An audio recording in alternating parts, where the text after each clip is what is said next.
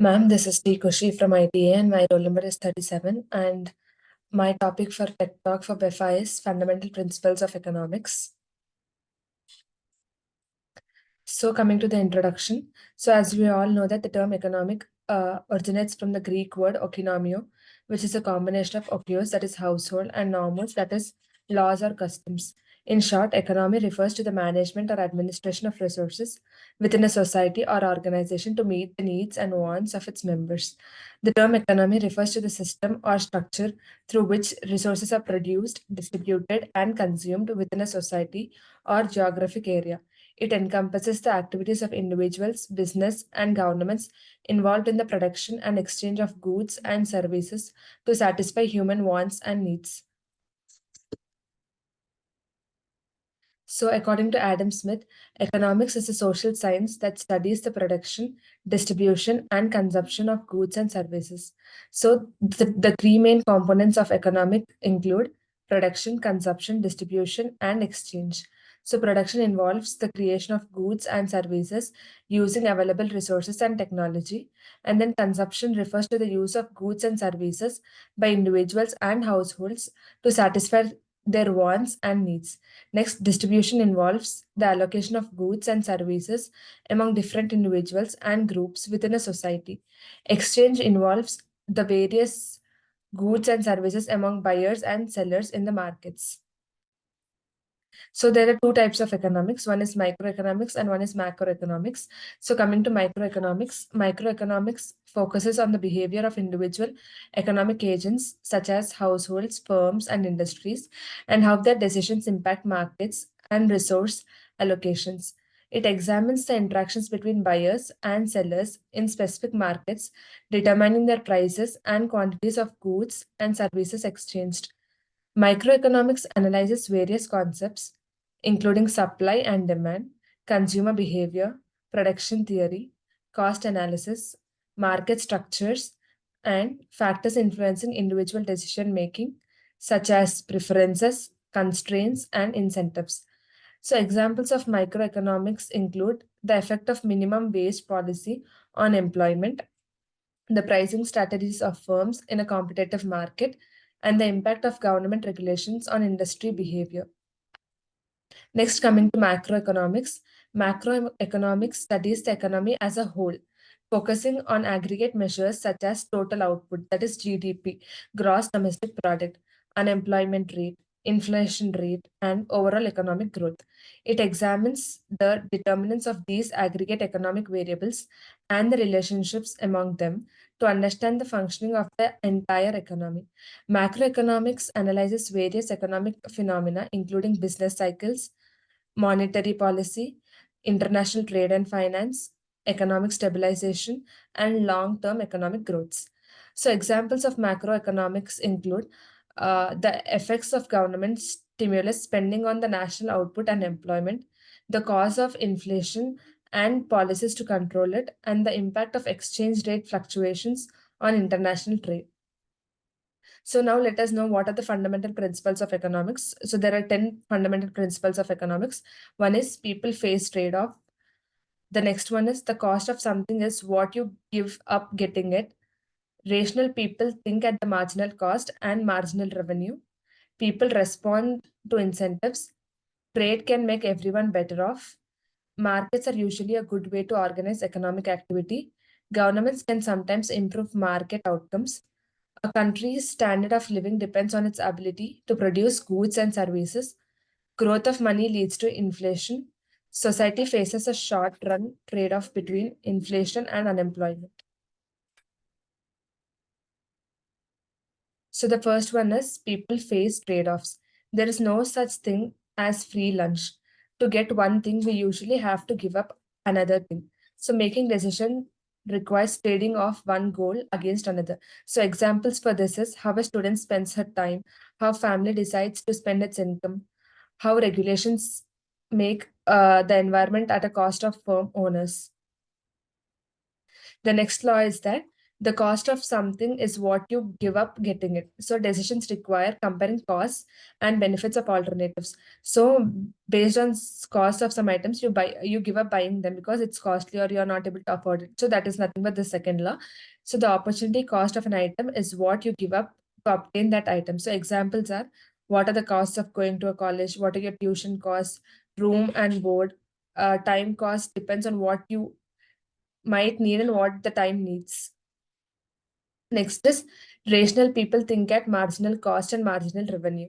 So many decisions in life involve incrementally decisions. Should I take another course this semester, like that? So based on the cost and revenue you can spend, you will take your decisions. So marginal challenges are small incremental adjustments to an existing plan or action. So you will make certain changes in your plan to make it budget friendly and all. So people make decisions by comparing costs and benefits at the margin. A rational decision maker chooses the level of action where the marginal benefit is equal to the marginal cost.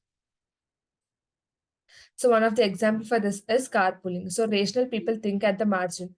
A rational decision maker takes action if and only if the marginal benefit of the action exceeds the marginal cost.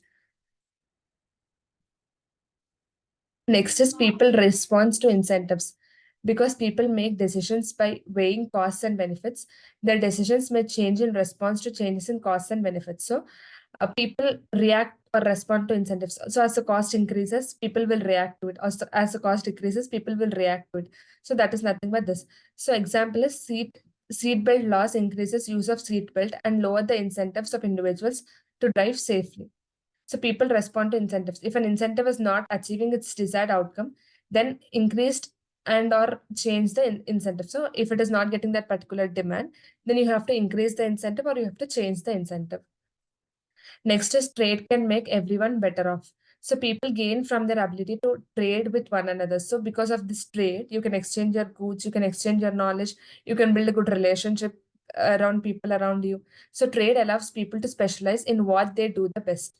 So example, most families do not build their own homes, make their own clothes or grow their own food. So they borrow things. So so because of this trading, people can know at what things they are good at and what things they can do perfectly. So the birth of free market economics. I wish I had a rock. I wish I had a stick. So it's different. So from person to person, your abilities change. So in such a case where a person need rock, where a person needs stick, and you have different things, if you exchange it, you can work it in a better way. So that is nothing but trade can make everyone better off.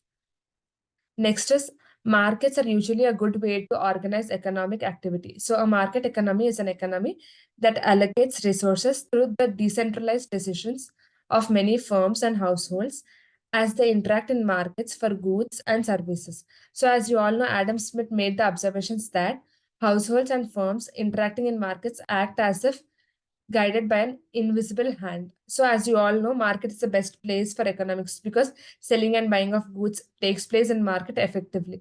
So, market economy, an economy that allocates resources through the decentralized decisions of many firms and households as they interact in markets for goods and services. The seventh law is that governments can sometimes improve market outcomes. So, market failure occurs when the market fails to allocate resources efficiently. In such a case, market failure may be caused by an externality, which is the impact of one person or firm actions on the well being of a bystander. Market power, which is the ability of a single person or the firm to unduly influence market prices. So, when the market fails, government can intervene to promote efficiency and equality. So by imposing taxes and all, governments can sometimes improve market outcomes. Next is, a country's standard of living depends on its ability to produce goods and services. So standard of living may be measured in different ways by comparing personal incomes, by comparing the total market value of nation's production. Almost all variations in living standards are explained by differences in countries' productivities. So, productivity is the amount of goods and services produced from each hour of a worker's time. So, based on this productivity, also we can tell the ability of a country and matter. So, a country's standard of living depends on its ability to produce goods and services. So, if a country is very good at producing goods and services, then you can tell that that country's standard is good and all.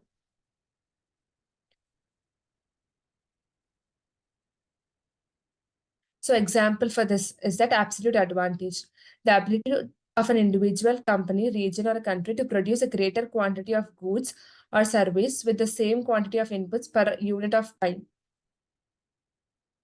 Next is growth of money leads to inflation. So inflation is an increase in the overall level of prices in the economy.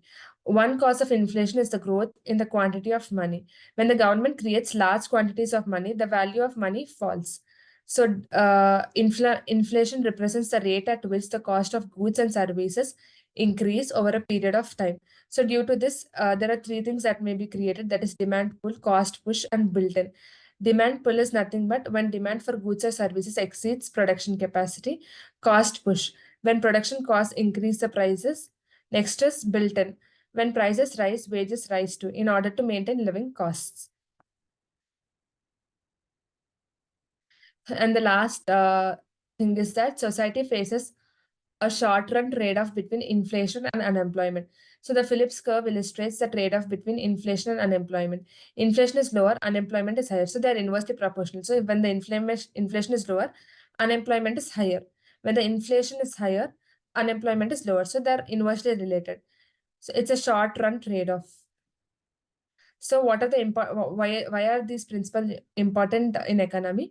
So the principles of economics are crucial because they explain how resources are allocated, helps in decision making for individuals and businesses, guides policymakers in creating effective economic policies, predicts market behavior, helps us understand global issues like trade and development, strive for optimal resource allocation, address income distribution and inequality, informs business strategies for maximizing profits and competitiveness.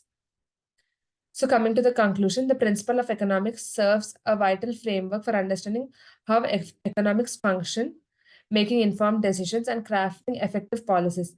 From resource allocation to market behavior, income distribution, and global issues, these principles play a crucial role in shaping individual business and social well being. By applying economic principles, societies can strive for efficiency, equity, and prosperity in a constantly evolving world. So, due to these reasons, the principles of economics play a crucial role in today's day to day life.